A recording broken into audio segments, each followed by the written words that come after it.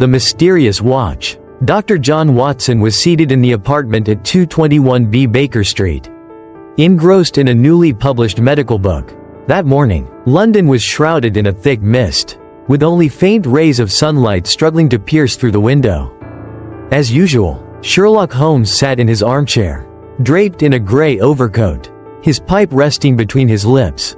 His gaze was distant, staring out at the streets below, lost in deep contemplation. Suddenly, the door burst open. A nobleman with graying hair and a neatly trimmed mustache rushed into the room. His breath labored, his face pale, as if he had just encountered something terrifying. "Mr. Holmes, I need your help immediately," he exclaimed, his voice trembling. Watson quickly rose to his feet, pulling out a chair for the guest. Holmes merely tilted his head slightly, his sharp eyes scanning the man before him. "Please, have a seat, Lord Blackwood," Holmes said calmly. "Now, tell me everything in detail." Lord Henry Blackwood stammered as he produced a small object wrapped in black velvet. With trembling hands, he unfolded the fabric. Watson stiffened. It was a gold pocket watch, intricately engraved with delicate patterns.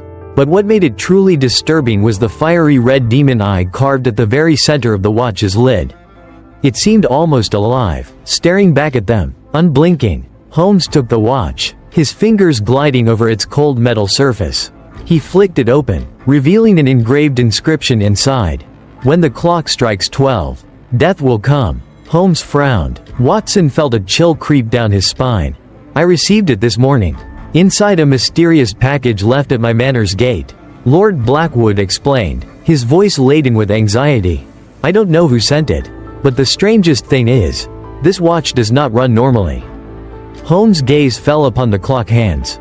Indeed, instead of moving forward, they were ticking backward. "Have you ever received threats like this before, Lord Blackwood?" Holmes asked, his tone steady. "Never, but my ancestors.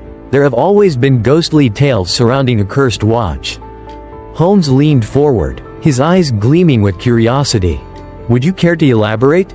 Lord Blackwood sighed deeply, as if recalling a dreadful memory. "In the 17th century, one of my ancestors, Judge Edward Blackwood, sentenced a certain alchemist to death. His name was Aleister Crowley, and he was accused of practicing dark magic. Before his execution, Crowley cursed my bloodline, declaring that one day, his watch would return and bring death to the Blackwood family. And now, this watch has appeared at my doorstep." Watson shuddered. A curse spanning centuries? Could it be real? Holmes, however, remained unfazed. He flipped the watch over, scrutinizing its backplate. A faint scratch mark caught his attention. "Could this be a replica?" Watson suggested. Holmes shook his head. "No, this is a genuine antique, likely from that era. But what intrigues me is, who sent it?" Holmes stood up, walking over to his desk. He retrieved a magnifying glass and a small vial of chemical solution. Carefully, he applied a drop of liquid to the watch's latch and observed. A faint purple stain appeared. "There are traces of explosives," Holmes murmured. Watson's brows furrowed. "Explosives? Some old pocket watches have been modified into timed explosive devices. This could be a trap." Lord Blackwood's face turned ashen. "Does that mean I could die at any moment?" Holmes shook his head. "Not necessarily. If someone truly wanted to kill you, why would they send a warning first? A true murderer does not announce his plans. This, I believe, is a psychological game." Holmes returned his focus to the watch, placing it gently on the table. His gaze locked onto the ever-reversing hands. Tick, tick, tick. "Someone wants you to believe that you will die when the clock strikes 12. But what truly fascinates me is, who has the skill to create such a watch?" Lord Blackwood trembled. "Mr. Holmes, if the curse is real, does that mean I will die at midnight?" Holmes smirked. "We have 12 hours to find out. Lord Blackwood, I suggest we head to your estate immediately." Watson followed Holmes, an uneasy feeling creeping into his mind. This case was not merely a cruel joke. Something dark awaited them at Blackwood Manor. The ancient curse. The carriage rumbled along the uneven road leading to Blackwood Manor, a grand yet ominous estate nestled deep within the dense forests on the outskirts of London. A thick mist blanketed the surroundings, swallowing the dim glow of the gas lamps along the road. making it seem as if the darkness itself were alive. Dr. Watson pulled his coat tighter around himself, glancing at Sherlock Holmes, who was still intently studying the mysterious watch that Lord Blackwood had brought to them.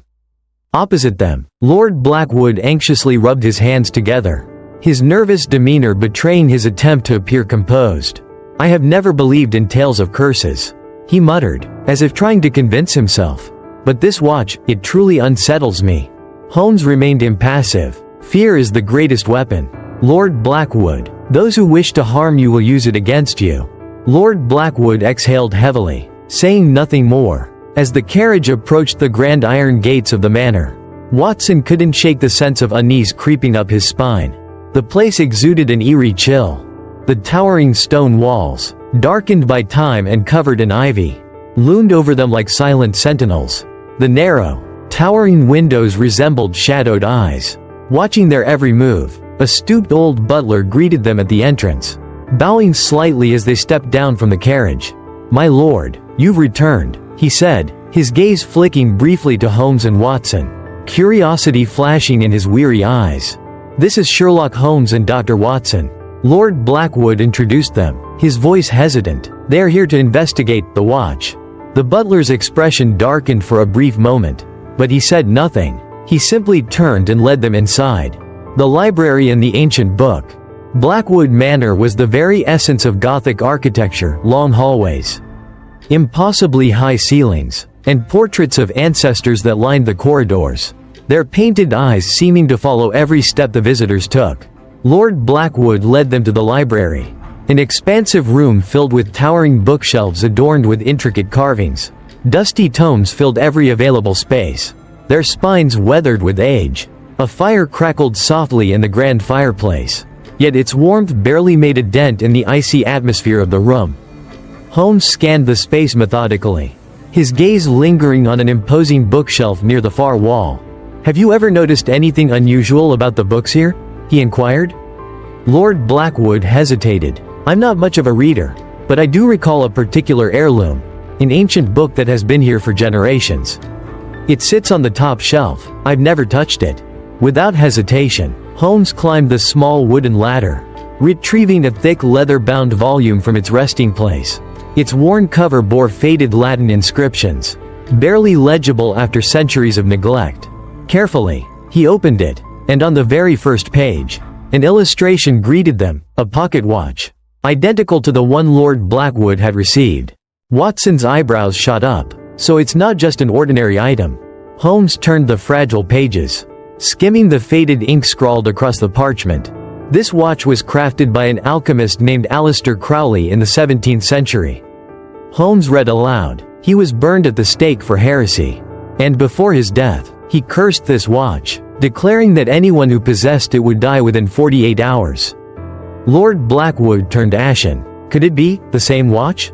Watson glanced at Holmes, expecting a logical explanation. Holmes tapped his fingers against the book, deep in thought. Curses like this are often a matter of coincidence or exaggerated folklore. But someone is deliberately reviving this legend. The question is, why now? Lord Blackwood had no answer. A sudden shiver ran through him, as if a cold presence had just passed by. The mysterious knocking. That night, Holmes and Watson remained at Blackwood Manor to keep a close watch on the unfolding mystery. Despite his skepticism, Lord Blackwood couldn't hide his unease. He locked himself in his study, staring at the mysterious watch resting upon his desk, its hands still ticking backward. The hours dragged on. By midnight, the manor had fallen into a deep silence. Wind howled through the tall windows, producing a ghostly wail that echoed through the empty corridors. Then came the knock, knock, knock, a sharp sound against the heavy wooden door of Lord Blackwood's study. He stiffened, his breath caught in his throat. "Who's there?" he called out, his voice hoarse. No answer. Knock, knock, louder this time, heart-pounding. Lord Blackwood stood up, slowly, cautiously. He approached the door, his trembling hand reaching for the latch. With a deep breath, he turned it and swung the door open, only to find nothing. The corridor beyond stretched into darkness, eerily still. Holmes and Watson arrived just then, drawn by the sound. "What happened?" Watson demanded, Lord Blackwood's voice shook. "Someone knocked, but there's no one here." Holmes remained silent for a moment, his keen gaze sweeping the floor. Then, he knelt, inspecting something barely visible on the plush red carpet. A faint footprint. Lifting a candle, he tilted it slightly, allowing the flickering light to cast deeper shadows. And at the far end of the corridor, a shadow moved. Watson gasped. "Holmes, did you see that?" Holmes nodded, his voice calm yet charged with intrigue. "We are not dealing with a mere legend. Watson." He turned to Lord Blackwood. "Return to your room and lock the door. Watson and I will handle this." Lord Blackwood, overwhelmed by fear, did not argue. Holmes motioned for Watson to follow. They trailed the faint footprints, which led toward an old spiral staircase, descending into the very depths of the manor. Holmes cast Watson a knowing glance. "Perhaps the curse is nothing more than a smokescreen. Watson, what truly interests me is who is trying to make it real." With that, they carefully descended into the darkness, where secrets lay waiting to be unearthed. The first death. The morning at Blackwood Manor began with a piercing scream. Dr. Watson bolted upright, instantly reaching for his revolver before rushing out of his room. The long, chilling hallway was bathed in the dim light filtering through the stained glass windows, casting eerie colors over the portraits of Blackwood's ancestors. At the doorway of the library, Holmes was already standing, completely alert, his sharp eyes colder than ever. Inside, a horrifying scene awaited them. A house servant lay motionless on the red velvet carpet, his eyes wide open in terror, staring blankly at the ceiling. His neck bore deep bruises, the distinct marks of a thin cord pulled tight. The flesh darkened from suffocation. But what was most unsettling, in the servant's rigid hand, a crumpled note was clenched tightly. Holmes took it and read the single, ominous sentence written upon it. "Time has begun. The investigation begins." Watson knelt beside the lifeless body, pressing his fingers against the man's cold wrist before shaking his head. "He has been dead for at least 5 to 6 hours. Did no one hear anything?"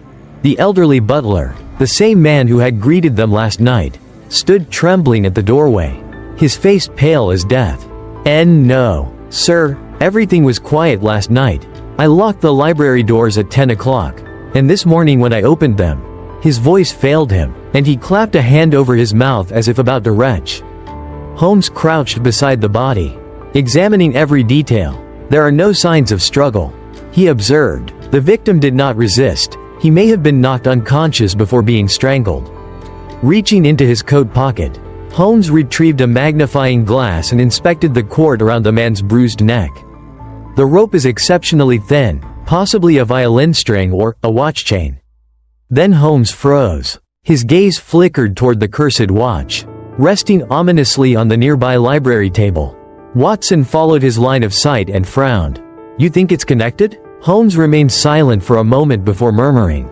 "We assumed the watch was merely a psychological weapon, a tool for intimidation. But now, someone is dead, and this case is beginning to feel like something far more sinister than an old curse." The killer's trace. Holmes stood, his gaze sweeping the library once more. His sharp eyes landed on a bookshelf near the fireplace, where an unusual gap stood between the dusty books. "Has anyone removed a book from here recently?" The butler shook his head. Holmes reached for a nearby book, flipping through its brittle pages. A thin slip of aged paper fluttered to the ground. Holmes picked it up and unfolded it, revealing a hurriedly scrawled message. "The watch does not merely measure time.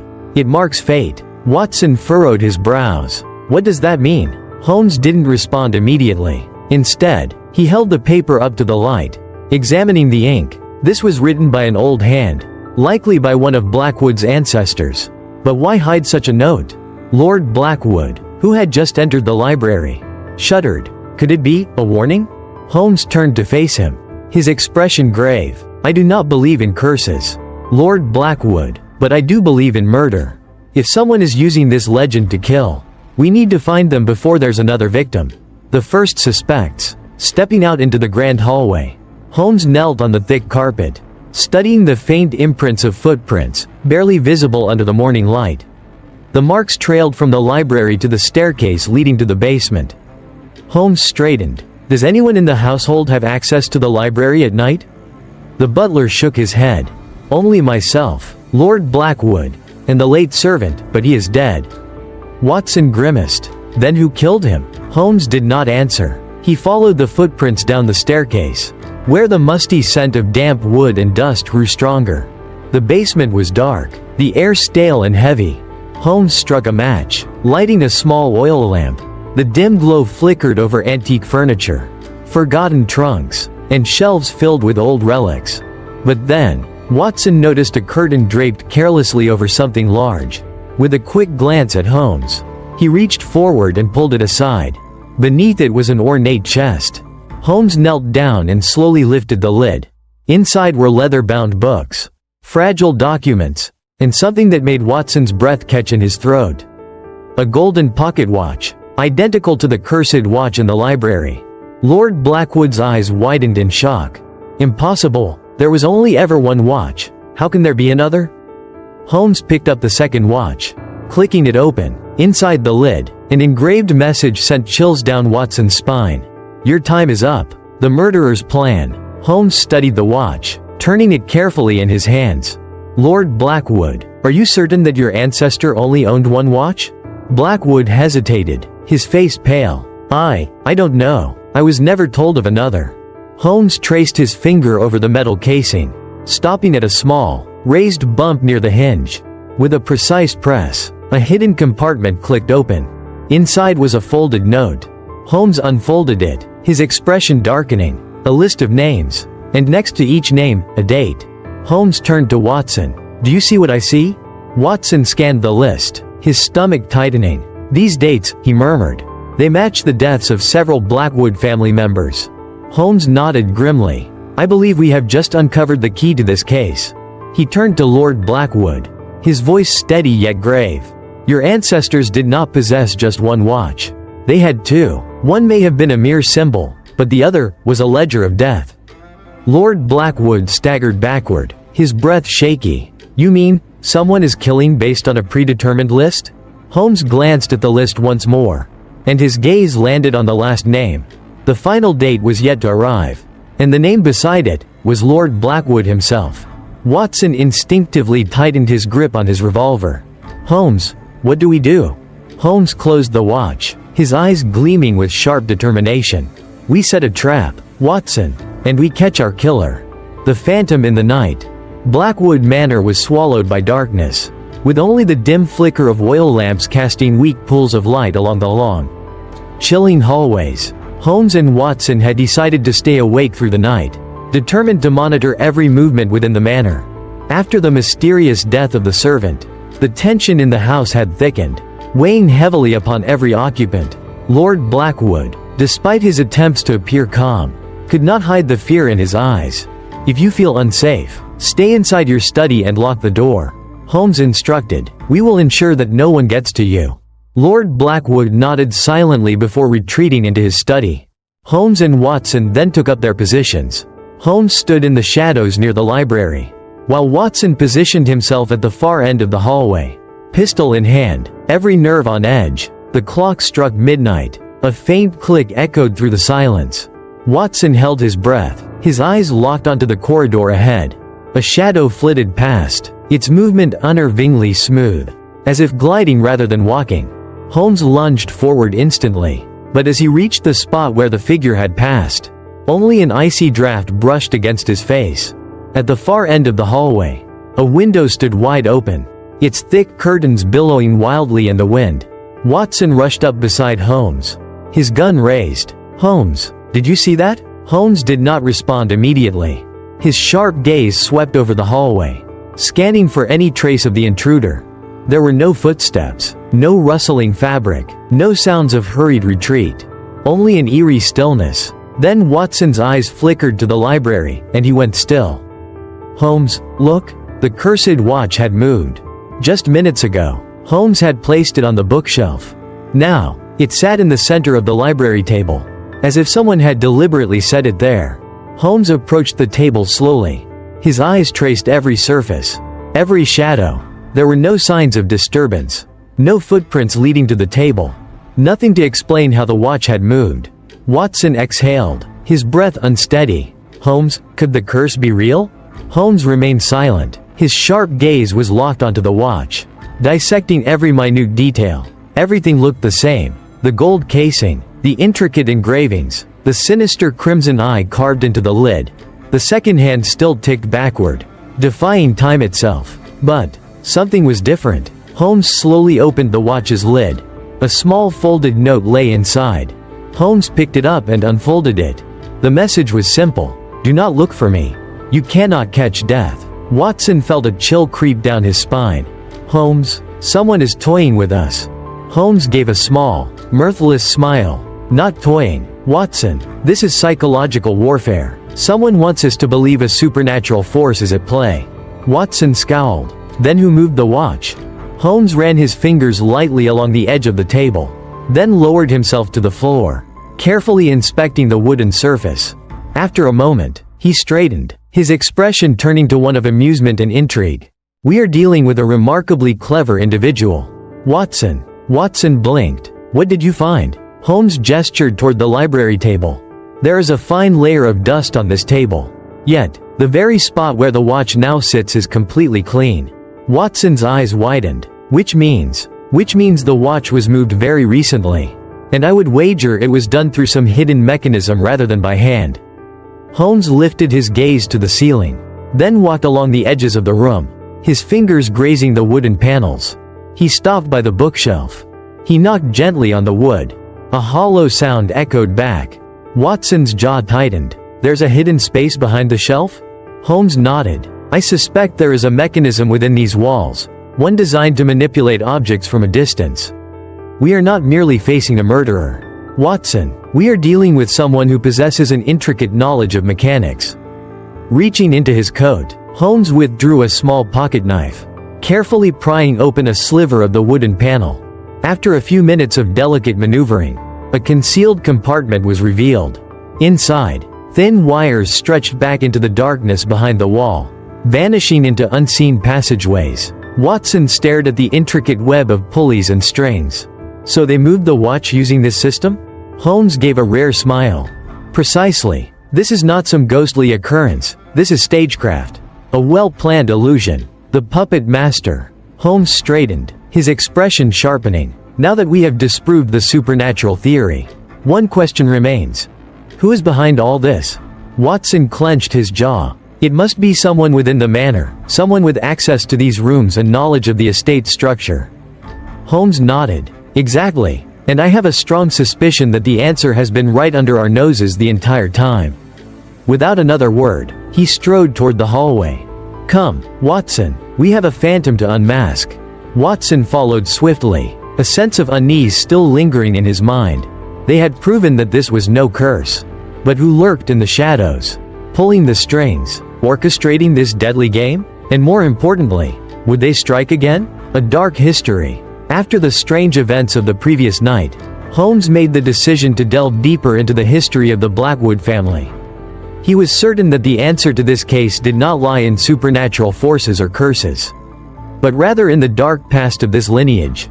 The following morning, London was cloaked in a dense fog, shrouding Blackwood Manor in an eerie, gray stillness. Holmes and Watson sat in the library, surrounded by a pile of old books, journals, and historical documents retrieved from the family archives. Holmes opened a heavy, leather-bound book, its worn edges and yellowed pages bearing the marks of centuries past. This is the diary of Judge Edward Blackwood, Holmes murmured, flipping through the pages carefully. Watson leaned in, his eyes scanning the neatly penned words. Some passages were violently crossed out, while others were written in a shaky, distressed script, as if the author had been deeply agitated. Then Holmes halted at a particular name. Aleister Crowley. His lips curled slightly. We have a connection, Watson. Watson peered at the diary. His curiosity piqued. The crimes of Judge Blackwood. The faded ink revealed a trial from the late 17th century. Judge Edward Blackwood, a man notorious for his ruthlessness and harsh judgments, was the one who had sentenced Aleister Crowley to death, branding him a heretic and a practitioner of dark magic. Holmes read aloud. He was found in a chamber covered in strange symbols, carved deep into the walls. The villagers claimed he had summoned the devil himself and created a cursed object, a watch that defied time, ticking backward. When I demanded its purpose, he merely laughed and said, "You will know when the time comes." Before he was led to the stake, he turned to face me. His eyes filled not with fear, but with certainty. He whispered, "When the clock turns against time, blood will spill. They say he died in the fire. But I do not believe it. There was something about him that unsettled me." Watson exhaled slowly, an uneasy chill creeping down his spine. "Holmes, this is the origin of the curse." Holmes drummed his fingers against the aged parchment. "Not a curse, Watson, but a vendetta. Ghosts of the past." Closing the diary, Holmes sat back, his eyes distant in thought. "From what we've gathered, Aleister Crowley was no ordinary man. He may have crafted the legend of the cursed watch himself, to instill fear, to plant the seeds of superstition." Watson shook his head. "But Crowley has been dead for 300 years. How can he possibly be connected to what's happening now?" Holmes's smile was faint. Not Crowley himself, but his descendants. Lord Blackwood, who had been silent until now, visibly paled. "Are you saying someone is seeking revenge against my family?" Holmes nodded. "Exactly. Someone is reviving the so-called curse to make you believe that a supernatural force is at play. This person killed your servant, manipulated the watch, and orchestrated eerie phenomena, all to break you down with fear." Watson frowned. "But why now? If this was about revenge, why not act sooner?" Holmes tapped his chin in thought. Perhaps they were waiting for the perfect moment. Or, something happened recently that forced them to act. His gaze turned to Lord Blackwood. "Have you met anyone who might be connected to the Crowley lineage?" Lord Blackwood hesitated. Then his expression shifted. "Wait, there was one man." Holmes's eyes sharpened. "Who?" "A man named Jonathan Crowley. He visited me 3 months ago, claiming to be a descendant of Aleister Crowley. He wanted to purchase some artifacts from my estate, including the watch."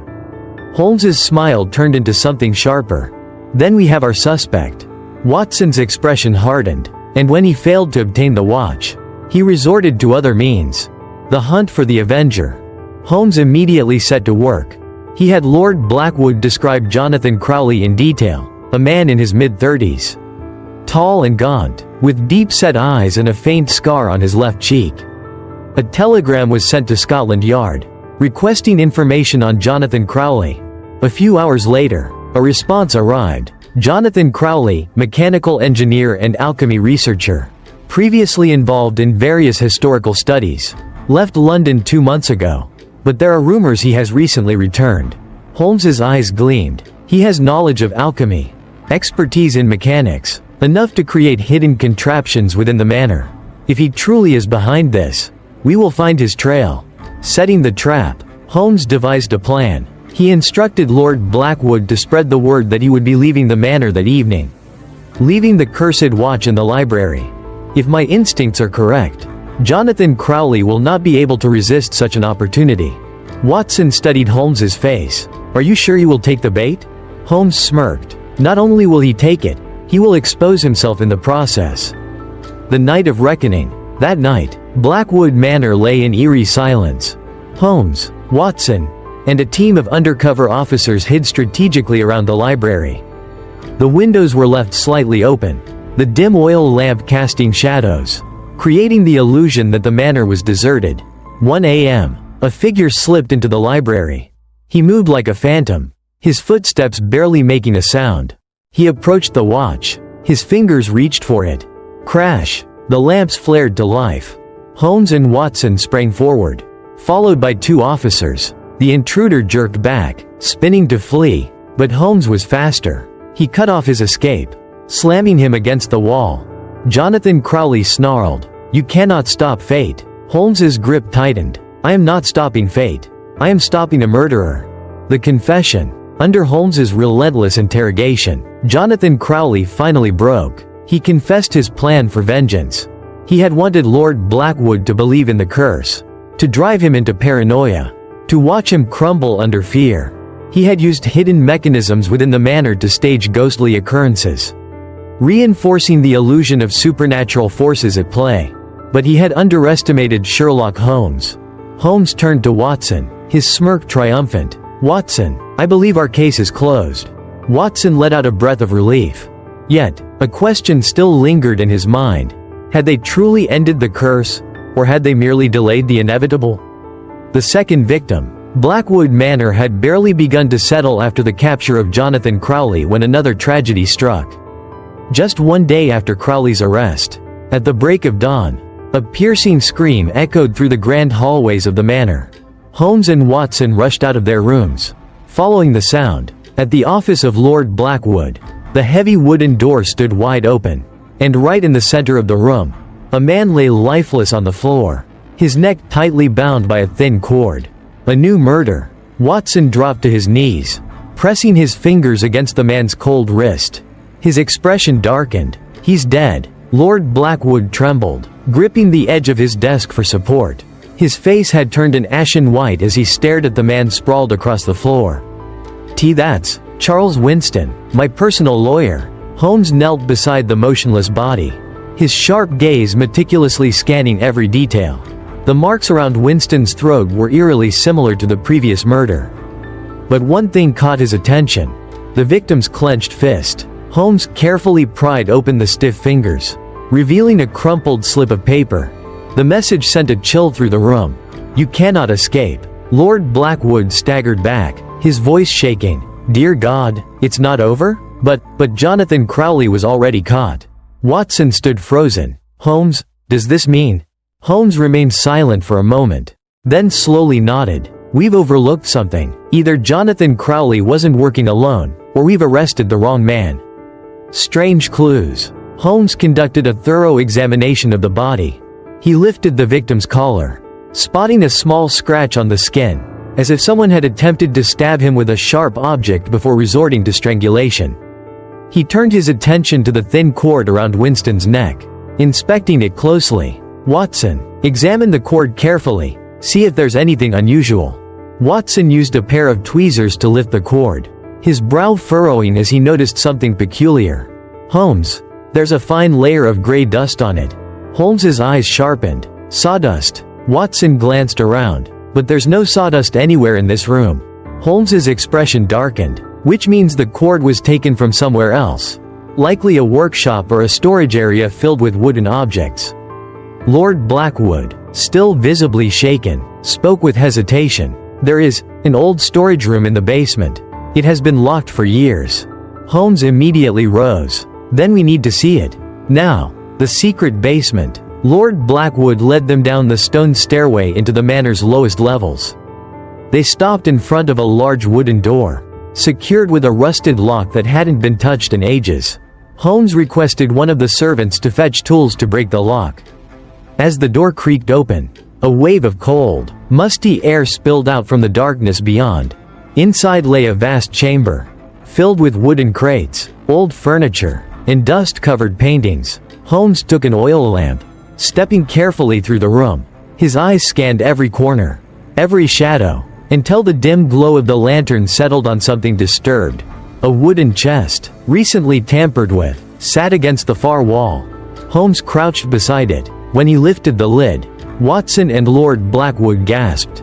Inside, they found a black outfit, designed for stealth. A leather mask, the kind an assassin might wear to conceal their identity. Watson's stomach twisted. "Holmes, the killer has been hiding inside this very manor all along." Holmes's jaw tightened. "And I believe he's still here. WHO is pulling the strings?" Holmes decided to re-examine every suspect, this time with a new perspective. Jonathan Crowley had been arrested, yet another murder occurred. This meant either he had an accomplice, or he was innocent all along. The manor's servants, none had a criminal record, except for one, the elderly butler, who had been in service for over 30 years. Lord Blackwood, the primary target of the supposed curse. But why were those closest to him being murdered first? Holmes turned to Lord Blackwood, his voice serious. "Have you ever heard of any other living descendants of Aleister Crowley?" Lord Blackwood shook his head. "No, aside from Jonathan Crowley. I've never heard of any others." Holmes tapped his fingers against the desk. Then something doesn't add up. If Jonathan Crowley was behind this, how could he have orchestrated a second murder while locked away in a cell? Then, Holmes froze. A realization dawned upon him. He turned to Watson, his voice low but sharp. "Watson, if this so-called curse is a revenge plot, then it must have been set in motion long before these murders began." Watson frowned. "What are you suggesting?" Holmes narrowed his eyes. "If someone wished to destroy the Blackwood family, they wouldn't simply show up and start killing. They would need time. Time to earn trust. Time to remain close, long enough that no one would suspect them." He turned back to Lord Blackwood. "How long has your butler worked here?" Lord Blackwood stiffened. "Over 30 years?" Holmes's eyes burned with realization. "And was he here the entire time the murders took place?" Lord Blackwood's face drained of color. "Mr. Holmes, are you saying?" Holmes turned to Watson, his voice firm. "We need to find him. Now." The truth unveiled. They rushed to the butler's quarters, but they were too late. The room was empty. The bed was unmade, the window flung open, curtains billowing in the cold wind. On the wooden desk, a single note was left behind. "The curse is not over."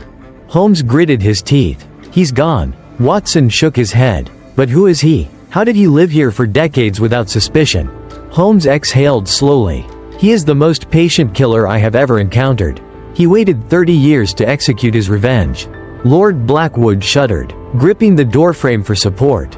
"He's still out there, isn't he?" Holmes's eyes drifted toward the cursed watch, still ticking backward on the desk. Then, he turned to Watson, his voice quiet but resolute. "No, Watson, the game has only just begun. The clue in the numbers." The cursed watch still sat ominously on the library table inside Blackwood Manor. Its second hand continued to tick backward, each movement echoing eerily in the oppressive silence. Holmes stood before it, arms crossed, his sharp eyes locked onto the watch's surface. Watson and Lord Blackwood sat nearby, watching in silence, unwilling to disturb the tense atmosphere. Finally, Holmes spoke. "Watson, have you noticed that this watch doesn't stop at random times? It pauses at specific moments." Watson frowned. "What do you mean?" Holmes pulled out his notebook and pen, his gaze still fixed on the watch. "Pay attention. Every time we've seen this watch mysteriously move, it hasn't been random. It has always stopped at certain numbers." He jotted down the recorded times when the watch had halted throughout the case. 23:06, 12:17, 5:02, 18:09. Holmes tapped the pen against the table, his eyes gleaming with intrigue. "Do these numbers mean anything to you?" Lord Blackwood leaned in, staring at the list. "Aren't they just random hours when the watch stopped?" Holmes shook his head. "No, they are not random at all." With a single motion, he drew a slash between the numbers, transforming them into dates. 23:06, 12:17, 05:02, 18:09. Watson's eyes widened. "Holmes, these aren't just numbers. They're birth dates." Holmes smiled. "Exactly. These are the birth dates of people connected to the case." "Lord Blackwood, what was the birth date of Charles Winston, your lawyer who was just murdered?" Lord Blackwood's face drained of color. "June 23rd, Watson quickly scanned the list. "And the first victim, the servant, his birth date was February 5th. Holmes's fingers tapped rhythmically on the table. "This watch is not just some cursed artifact. It is a tool, part of a meticulously crafted plan. The killer has a predetermined list of victims, and the watch serves as a warning, stopping at their birth dates before they are murdered." Lord Blackwood shuddered. "Then, does that mean if we can predict the next number, we can identify the next victim?"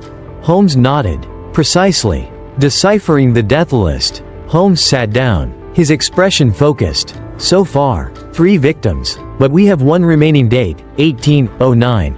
Watson turned to Lord Blackwood. "Do you know anyone born on September 18th? Lord Blackwood shook his head, flipping through an old genealogical record.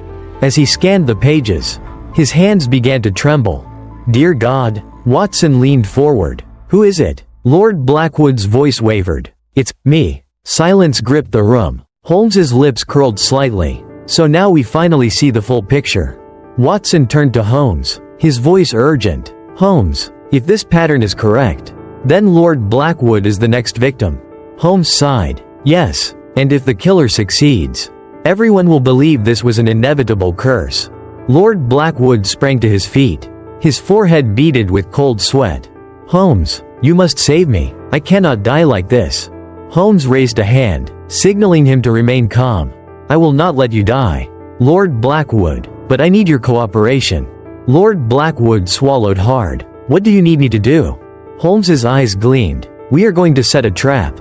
But first, I need one final clue. Hunting the killer." Holmes closely examined the watch, using a magnifying glass to scrutinize its mechanical components. "I suspect this watch has been tampered with." He turned to Watson. "Do you remember when we found it in the basement? It wasn't working." Watson nodded. "Yes, but then it suddenly started ticking backward." Holmes smirked. "Exactly. The killer activated it at the precise moment. But they made one small mistake." Watson frowned. "What mistake?" Holmes lifted the watch, tapping lightly on its casing. A click sounded. The backplate popped open, revealing a hidden compartment. Inside lay a tiny folded note. Holmes unfolded it, his eyes flicking over the words. Then, he chuckled softly. "Watson, we have our answer." Watson and Lord Blackwood both stared at him.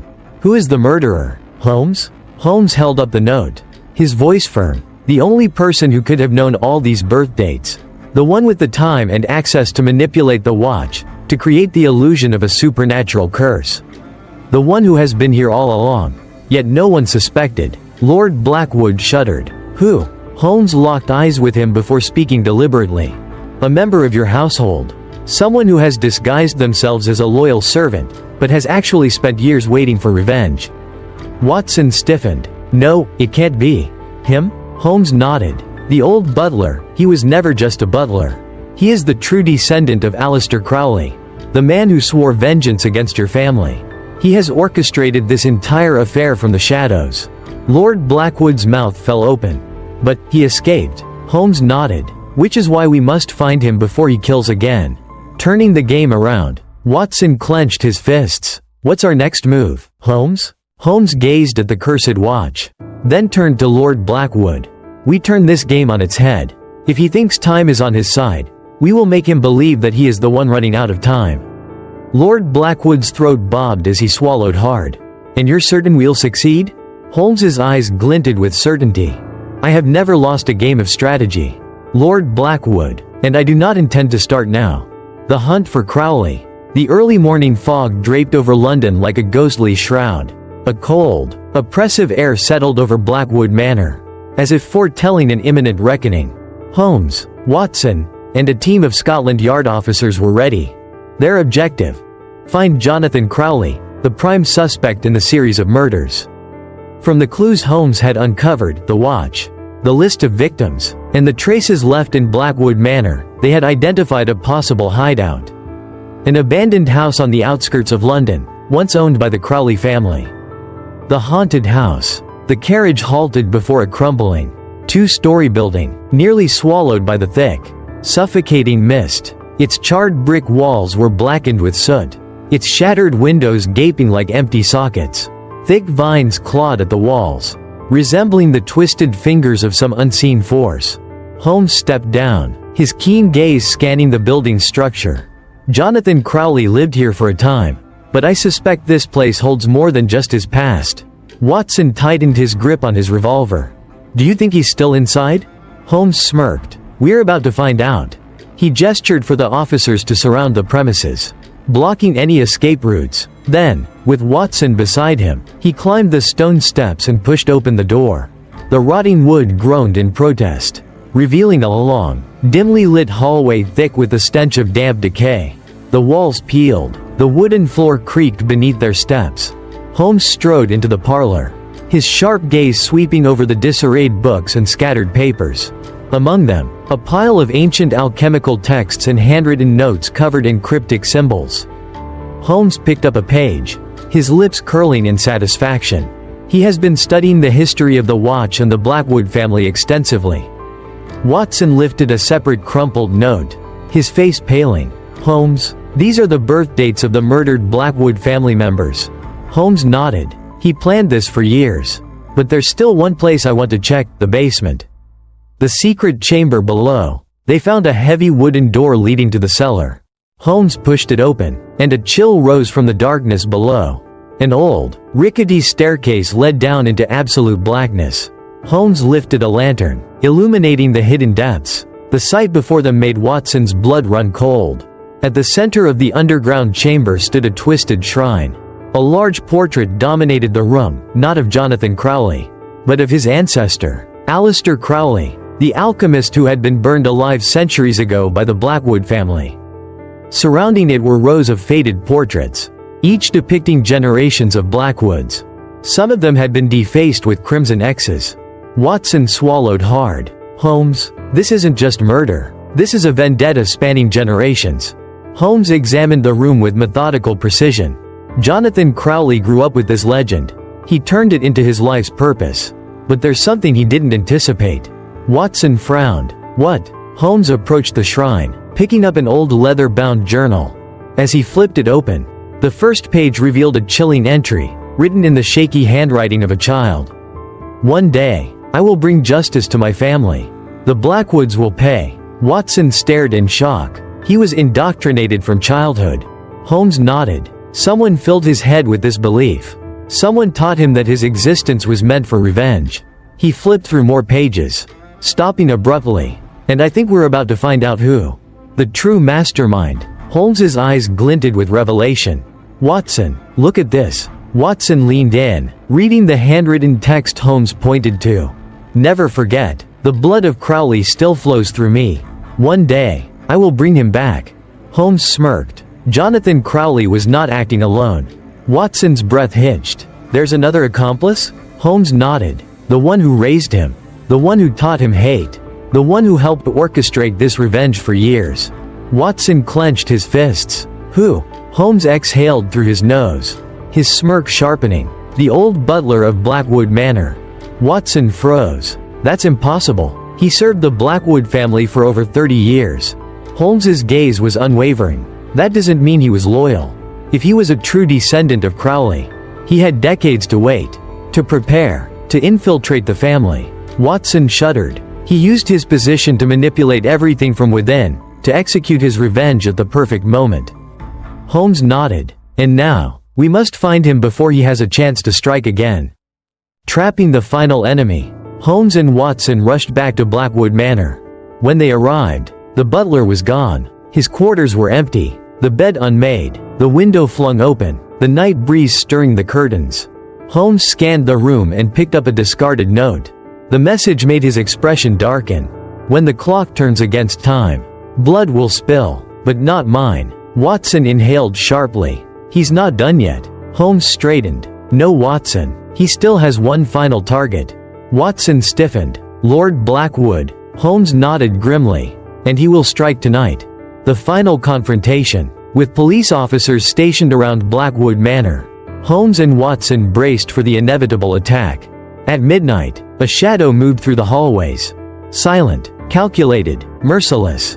It slipped into Lord Blackwood's chamber, a dagger glinting in the dim candlelight. But as the figure crept closer to the bed, a calm voice shattered the silence. I've been waiting for you. The room flooded with light. Holmes stood in the center of the room, his pistol aimed directly at the intruder. The old butler, the last living Crowley, snarled in fury. But before he could react, Scotland Yard officers stormed in, their weapons trained on him. Holmes smiled coldly. The game is over, Crowley. The deadly game. After discovering that the old butler was the true mastermind, Holmes had no intention of chasing shadows. Instead, he decided to set a trap, one that would force the killer to reveal himself. Holmes sat deep in thought inside the library of Blackwood Manor, his mind racing through every possible scenario. Watson stood nearby, his expression troubled. Holmes, he's escaped. He's patient and cunning. How can we be sure he'll walk into our trap? Holmes smirked. Watson, this man is not just a murderer. He's a fanatic. He believes in his own prophecy. And that belief will be his downfall. He pulled out a sheet of paper and began writing. To Jonathan Crowley, if you wish to end this, meet me at St. Bartholomew's Cemetery at midnight. Lord Henry Blackwood. Holmes handed the letter to Watson. We'll spread rumors among the servants that Lord Blackwood has fallen into despair and is ready to negotiate. Crowley won't be able to resist. Watson hesitated. But St. Bartholomew's Cemetery, That's where his ancestor was burned alive. Holmes nodded. And that's where he believes destiny will be fulfilled. A night in the graveyard.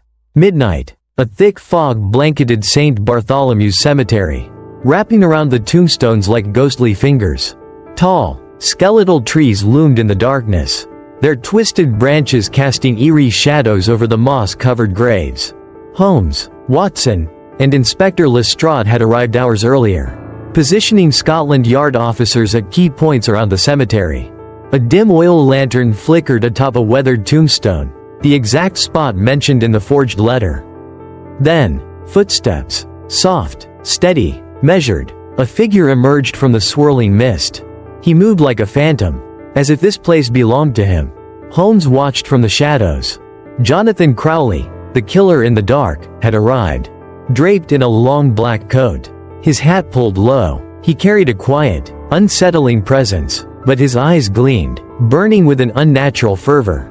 He stopped in front of the lantern, scanning his surroundings. Waiting, Holmes counted the seconds. Then, light flooded the graveyard. Crowley froze. The trap had been sprung. But instead of panic, he smiled. "I knew you'd come, Holmes." His voice was a whisper, a curse, a prophecy. "You cannot stop fate." Holmes remained silent, studying every move, every flicker of expression. Crowley's lips curled. "The watch has already shown the path. The Blackwoods cannot escape." Holmes responded, his voice calm but firm. "Not fate, Crowley. You orchestrated everything." At that moment, boots pounded against the ground. From every direction, Lestrade and his officers stormed the cemetery. Crowley stiffened, realizing, too late, he had walked straight into the trap. He stepped back, eyes darting left and right, searching for an escape. But there was none. Two officers lunged forward, grabbing his arms before he could reach for a weapon. He thrashed violently, his voice twisting into a feral snarl. "No, you cannot stop this. The blood of Crowley will not be extinguished." Holmes stepped closer, locking eyes with him. "You spent years designing the perfect crime, turning murders into a legend, manipulating your victims into believing they were doomed. But you forgot one thing." Crowley's teeth clenched. "What?" Holmes's voice was like steel. "Fate is not written. It is crafted by men like you, and destroyed by men like me." Lestrade signaled to his men. Chains clinked. Crowley howled in fury as the iron cuffs snapped around his wrists. His screams echoed through the fog, his body jerking violently against the officers. "You cannot stop this. It is not over. You will see." Then, silence. The night swallowed his words, leaving behind only the sound of the wind through the graves. The end of the curse? Holmes and Watson stood in the empty graveyard. Watson sighed. "So, it's over?" Holmes gazed at the sky. "Perhaps, but a man like Crowley will never accept defeat. He spent his entire life believing he was chosen to deliver vengeance." Watson followed his gaze, watching as the officers dragged Crowley away. "You think he's still hiding something?" Holmes smirked. "I don't believe in curses, Watson, but I do believe in murderers." And what Crowley said, "You will see," was not just a desperate threat. Watson shivered. "You think he had another plan?" Holmes slowly nodded. "Perhaps, but if he does, he made one mistake." Watson raised a brow. "What mistake?" Holmes's eyes glinted. "He let me see the real him." Watson let out a slow breath. But deep inside, a lingering unease remained. Holmes looked down at the cursed watch in his hand. The second hand had stopped moving. No longer counting backward, Holmes slowly closed the lid. At last, the game is over. But somewhere, deep in the recesses of his mind, he knew that another darkness could still be waiting. Decoding the watch. With Jonathan Crowley behind bars, the oppressive weight of the curse hanging over Blackwood Manor had begun to dissipate. But for Sherlock Holmes, the case was not yet over. Seated alone in the library, he stared at the cursed pocket watch, the centerpiece of all the horrors that had unfolded. Watson entered, carrying a cup of hot tea. But his eyes remained fixed on Holmes. "Holmes, are you certain there's more to uncover? Crowley has been arrested. He confessed to everything." Holmes didn't look up.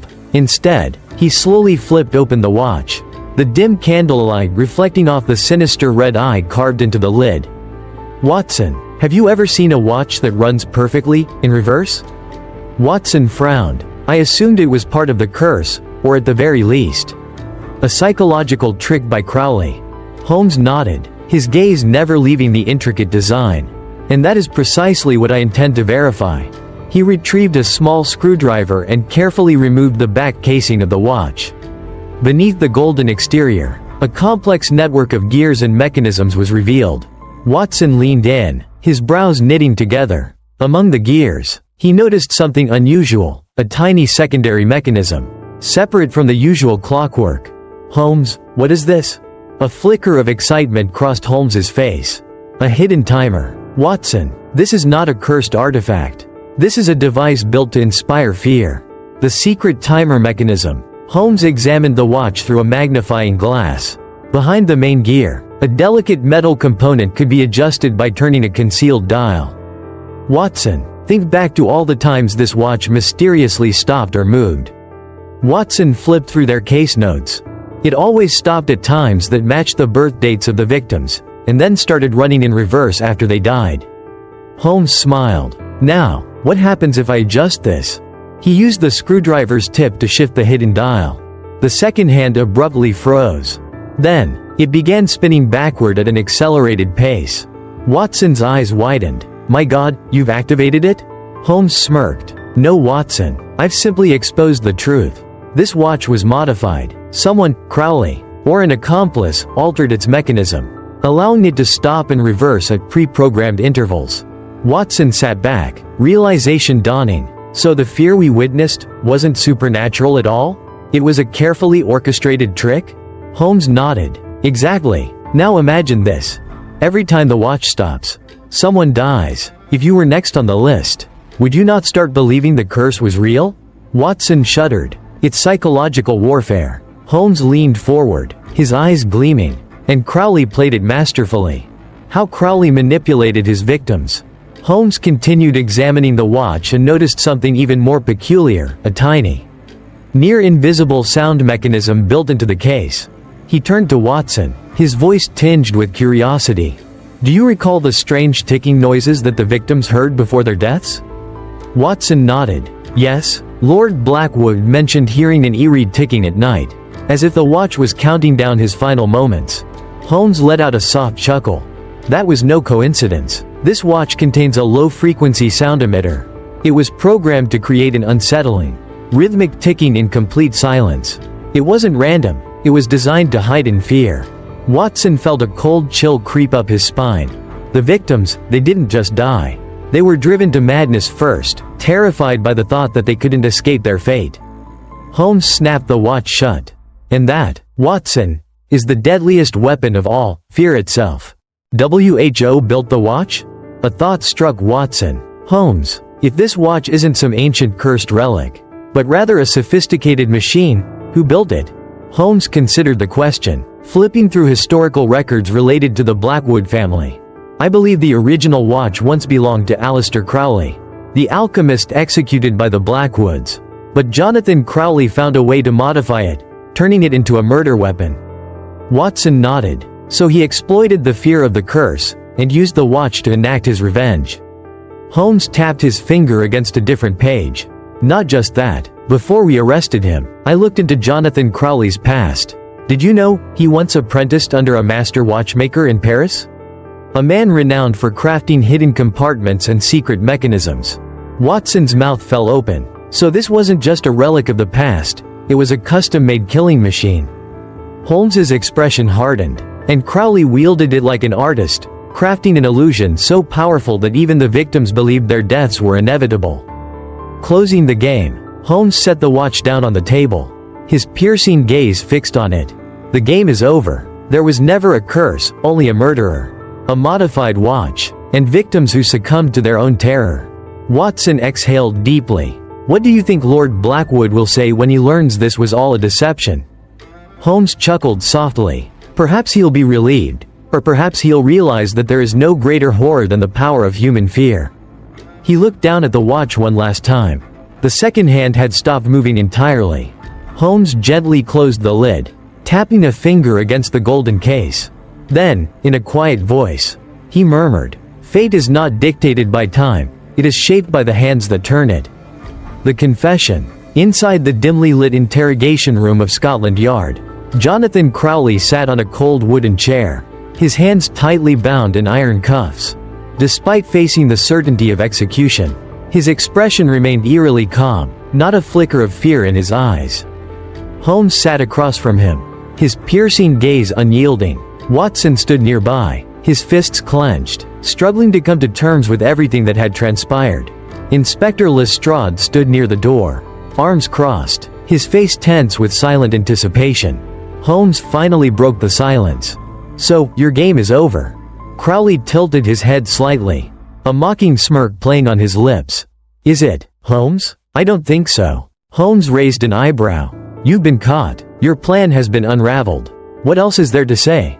Crowley inhaled slowly, then shrugged. "You want to know why I did it, don't you?" Holmes remained silent, waiting. Crowley's smirk faded, replaced by a deep, simmering hatred. "They murdered my ancestor." Watson frowned. "You mean, Aleister Crowley?" Crowley nodded. "Yes, but he wasn't a monster.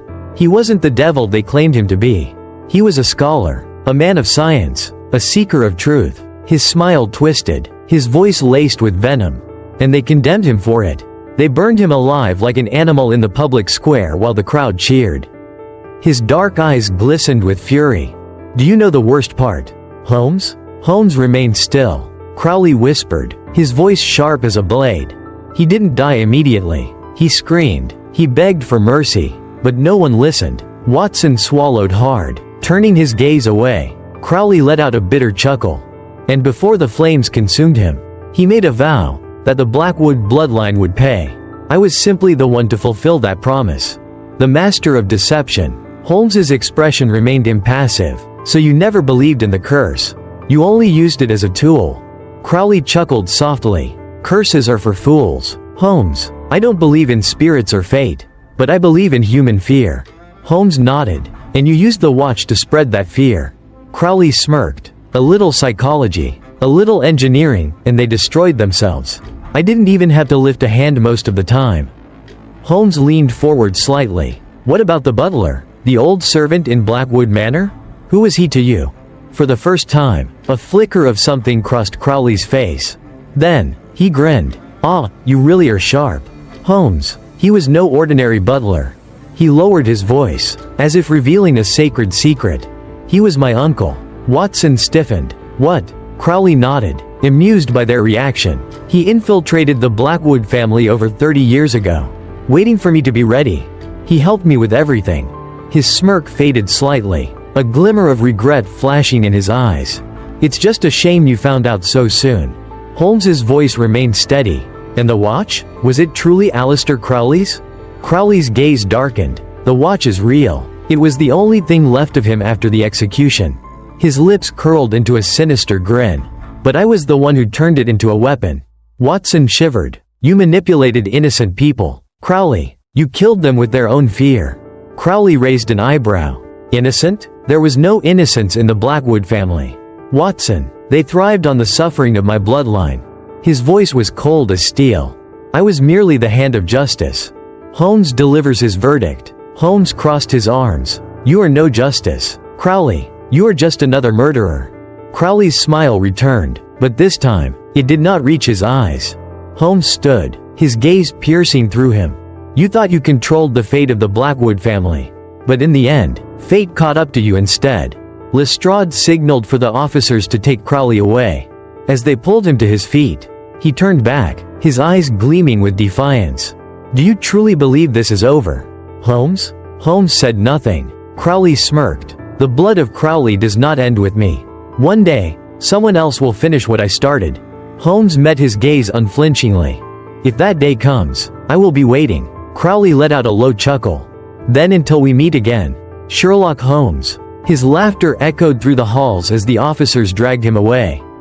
A final warning. Watson exhaled deeply, turning to Holmes. "Do you think he was telling the truth?" Holmes slowly sat back down, his expression thoughtful. "Men like Crowley are never alone.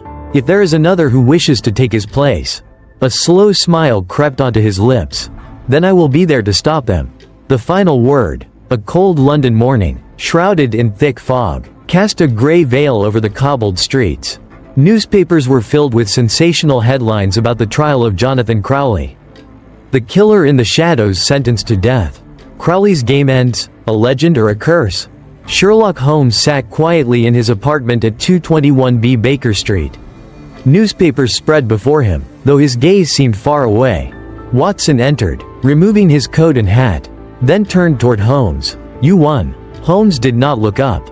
He simply smirked. "A single battle, Watson. But has the war truly ended?" Watson frowned. "Crowley has been sentenced. The curse has been debunked. What else is troubling you?" Holmes was silent for a long moment before finally speaking. "Fear, Watson. The haunting of Lord Blackwood." Though Lord Henry Blackwood had survived, he was no longer the man he once was.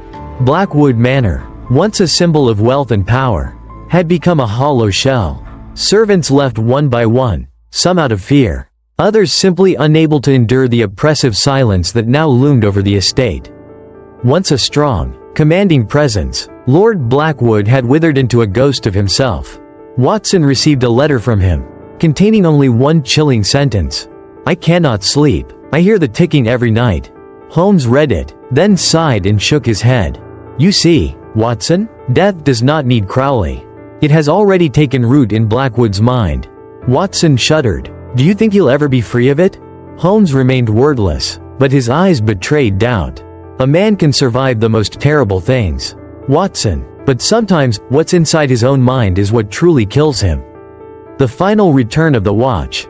One evening, a small parcel arrived at 221B Baker Street. Watson opened the package, and a chill ran down his spine. Inside lay the cursed watch. It no longer ticked in reverse, yet its mere presence carried an unsettling weight. Accompanying it was a brief note from Lord Blackwood. "I do not wish to keep it any longer. If it is truly cursed, then better it rest in the hands of someone who can control it." Watson turned to Holmes. "What will you do with it?" Holmes picked up the watch, tilting it under the dim candlelight, its golden surface gleaming. "I don't believe it will be a problem anymore." Watson hesitated. "Will you destroy it?" Holmes shook his head. "No, Watson. It does not deserve to be destroyed. It is merely an object. The true horror was never within the watch, but in what people believed about it." He placed the watch into a drawer, locking it shut. "But it's best that no one ever uses it again." The truth about fear. That night, Holmes and Watson sat by the fireplace, each with a glass of brandy in hand. Yet the case still lingered in Watson's thoughts. "Holmes, there's something I still don't understand." Holmes glanced at him. "Go on, Watson." Watson took a deep breath. "If the watch was never truly cursed, and Crowley merely manipulated the victims into believing it was, then why did they actually die?" Holmes smiled faintly, but there was gravity behind it. "Because, Watson, fear is the greatest weapon of all." Watson furrowed his brow. "What do you mean?" Holmes set his glass down, his eyes gleaming with sharp intellect. "When a man believes he will die, death comes for him much sooner." Watson contemplated this for a moment. Holmes continued, "Have you ever heard the story of the blindfolded prisoners, Watson? The ones told they would be executed with a single cut to the throat?" Watson nodded. "Yes. And when the executioner merely ran a dull blade across their skin, many still collapsed, and some even died." Holmes gave a knowing nod. "They died not from injury, but from their own fear. Their bodies surrendered to what their minds believed was inevitable." Watson swallowed. "So you're saying, Crowley's victims didn't just die from his hands. They died from their own belief that they were doomed?" Holmes took a slow sip of his drink. "Exactly. Crowley didn't just kill them with a knife or poison. He killed them with fear. He made them believe they could not escape.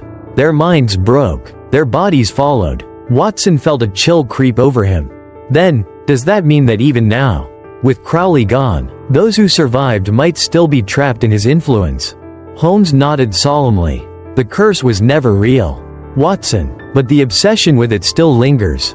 The room fell silent. The fire crackled softly, casting dancing shadows along the walls of 221B Baker Street. Yet even in the warm glow of the hearth, something unspoken remained. Watson took a sip of his brandy, then let out a deep sigh. "And what about you, Holmes? Do you believe in curses?" Holmes let out a soft chuckle. "I believe in logic, Watson, but like every man, I also know one thing." He stood, retrieving the watch from the drawer, turning it over one last time in his hands. Then, he locked it away once more. Just because something isn't real, doesn't mean it can't kill. The end of a legend. The final resting place of the watch.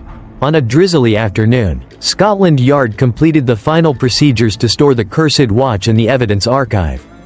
Holmes and Watson stood outside, watching as two officers carefully placed the sealed wooden box into a special compartment, reserved for high-profile case evidence. Inspector Lestrade locked the steel vault, then turned to Holmes. "Are you sure we should keep that thing, Holmes? It seems to have caused more than enough trouble already." Holmes crossed his arms, his sharp gaze fixed on the cold iron door. "It is nothing but an object. Lestrade, if we were to fear it, should we not also fear every knife and pistol stored in this building?" Lestrade exhaled, rubbing his chin. "Perhaps you're right, but I'll sleep better knowing that no one can ever lay their hands on it again." Holmes smirked faintly. That is the only way to end a legend, by ensuring no one has the chance to believe in it anymore. Watson watched as the box was locked away, then let out a long sigh. "So that's it, then." Holmes said nothing more. He simply turned on his heel, his coat billowing slightly as he walked away. Watson followed close behind. Lord Blackwood leaves London. 2 days later, Holmes and Watson arrived at Paddington Station, where Lord Blackwood was preparing to leave London. A row of large trunks stood neatly beside the first-class carriage. Lord Blackwood, visibly thinner and paler than when Holmes first met him, stepped onto the platform. His hollow eyes carried an exhaustion that could not be hidden. Holmes studied him for a moment before speaking. "So, you're truly leaving?" Lord Blackwood sighed deeply. "Yes, I can no longer live in that house. Holmes, Blackwood Manor has become a prison of memories." Watson's voice was gentle. "But it's all over now." Lord Blackwood shook his head slowly. "No, Dr. Watson, what you and Holmes did was uncover the conspiracy, not erase what has already happened. Every time I close my eyes, I still hear the ticking. I still feel the watch watching me." Holmes met his gaze. "That is not the watch, Lord Blackwood. That is your mind." Lord Blackwood let out a hollow chuckle. "Perhaps, but regardless, I cannot stay in London." He turned, looking at the steam engine, its white smoke billowing like a signal of departure and oblivion. "I'm going to Scotland. There's an estate in the Highlands I've considered for some time. A place with no past, no curses, and no damned watches." Holmes gave a small nod. "Perhaps that is for the best." The train whistle echoed across the platform. Lord Blackwood clasped Watson's hand tightly, then turned to Holmes. "Thank you, Holmes, not for saving me, but for freeing me from a legend." Holmes only nodded, saying nothing more. Lord Blackwood stepped onto the train. As the carriage doors closed, he did not look back at London. The final question. As they walked back toward 221B Baker Street, Watson walked a step slower, lost in thought. Holmes noticed but said nothing, waiting. Finally, Watson spoke. "Holmes, I have a question." Holmes turned his head slightly. "Ask away, Watson." Watson took a deep breath. "Do you believe in curses?" Holmes let out a soft chuckle. But his answer was not immediate. He walked a few more paces before responding. "I believe only in what can be explained, Watson." Watson pondered this for a moment. "And what if there was something you couldn't explain?" Holmes glanced up at the gray London sky, then gave a faint smirk. "Then I would find a way to explain it." Watson chuckled. "I expected nothing less." Holmes simply smiled, saying nothing. The two continued walking, their silhouettes blending into the bustling streets. The case of the cursed watch had come to an end. But London was never without mysteries. New cases would arise, new riddles would unfold, and Sherlock Holmes would always stand at the edge of light and shadow, ready to unravel the impossible. Has the mystery truly ended? A mysterious package. A week after Jonathan Crowley's case had come to an end, life at 221B Baker Street seemed to have returned to its usual rhythm. Holmes spent most of his time with his pipe and research, while Watson resumed his medical work, trying to put the cursed watch out of his mind. However, one morning, as Watson sipped his tea and read the newspaper, a knock sounded at the door. Holmes, lounging in his chair, picked up a package wrapped in brown paper and handed it to Watson with a calm expression. "Watson, you have a parcel." Watson frowned, lowering his newspaper as he took the package. No sender's name, no postmark. A sense of unease washed over him. Carefully, he unwrapped the paper. The moment his eyes fell upon the object inside, his breath caught in his throat. The cursed watch. It lay there, unchanged, cold, and eerily familiar. For a moment, Watson felt frozen in place. This can't be. His voice came out hoarse. Holmes immediately leaned forward, his sharp gaze locked onto the watch. Beside it, there was a small folded note. Holmes picked it up and read aloud. "Time is not over." Watson felt his heartbeat quicken. "Holmes, what does this mean? That watch was sealed in Scotland Yard's evidence locker. How could it possibly be here?" Holmes slowly picked up the watch, turning it over in his hands. It looked identical to before, the gold casing, the crimson demon eye engraved on the lid, and the second hand still ticking backward. He set it down on the table, crossing his arms as his keen eyes examined it. "There are two possibilities." Watson swallowed hard. "Go on." Holmes raised one finger. "First, someone stole the real watch from Scotland Yard and sent it to us." He raised a second finger. "Second, this is not the real watch." Watson frowned. "What do you mean?" Holmes didn't answer immediately. Instead, he retrieved his magnifying glass, carefully inspecting every intricate detail of the watch. After a moment, a slight smirk appeared on his lips. "It seems the second possibility is correct." Watson narrowed his eyes. "What did you find?" Holmes slid the watch across the table toward him. "Look closely. Watson, do you notice anything different?" Watson leaned in, carefully examining the watch. At first, nothing seemed amiss, but then, as he focused, he spotted it, the engraving on the demon's eye. "It's slightly different from the original." Holmes nodded. "Precisely. This is not the cursed watch. It is a replica." Watson let out a breath, relieved yet still uneasy. "But why would someone create a replica and send it to us?" Holmes lifted the note again, reading the words once more. "Time is not over." Tapping his fingers on the table, he fell into deep thought. "There are two possibilities. One, someone is trying to frighten us, to make us believe the curse is still at play." Watson clenched his fists. "And the second possibility?" Holmes's voice turned graver. "Someone is trying to remind us that the case is not truly over." A chill ran down Watson's spine. "Do you think there's another player involved?" Holmes was silent for a long moment before exhaling. "I cannot say for certain. But one thing is clear. Crowley could not have sent this parcel from prison." Watson stared at the watch. "Then that means someone else is still out there." Holmes nodded. "And they want us to know it." "A theft at Scotland Yard?" The next day, Holmes and Watson arrived at Scotland Yard.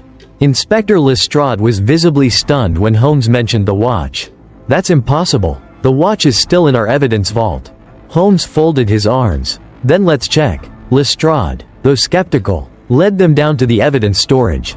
The vault was located deep within the basement, a secured room where some of London's most infamous case artifacts were kept. Lestrade retrieved a set of keys, unlocking the sealed compartment where the watch was stored. Inside, the wooden box remained exactly where it had been placed. But when Lestrade opened the lid, it was empty. For a few seconds, no one spoke. A cold dread settled over Watson. Lestrade paled. This can't be happening.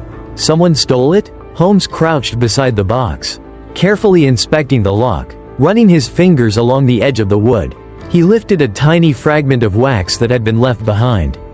Someone picked this lock with great skill and used wax to reseal it, making it seem untouched. Lestrade gritted his teeth. "How in bloody hell did this happen under our noses?" Holmes straightened, his gaze sharp. It had to be someone with unrestricted access to this vault, someone who wouldn't raise suspicion. Watson's expression darkened. "You mean, someone inside Scotland Yard?" Holmes didn't answer immediately, but his eyes burned with a familiar intensity. "It seems, Watson, the game is not truly over yet." A shadow in the dark. That evening, Watson found himself unable to sleep. He sat at his desk, staring at the replica watch resting on the table in their flat. Outside the window, London's gas lamps cast golden glows upon the damp streets. Yet a deep unease loomed over him. Holmes sat nearby, gazing out the window, his pipe releasing thin spirals of smoke. Watson turned to him. "What are you thinking, Holmes?" Holmes did not turn, his voice low and deliberate. "I'm thinking that perhaps we never truly won." Watson's pulse quickened. "What do you mean?" Holmes finally looked at him, his gaze deep and calculating. "If someone has stolen the real watch, it means they still have a plan." Watson clenched his fists. "Then what do we do now?" A faint smirk appeared on Holmes's lips. "We wait, Watson, because whoever they are, they will make their move soon. The case is finally closed." The final piece of the puzzle.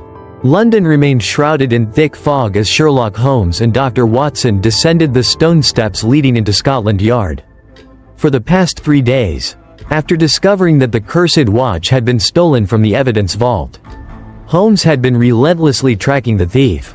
And now, they had their answer.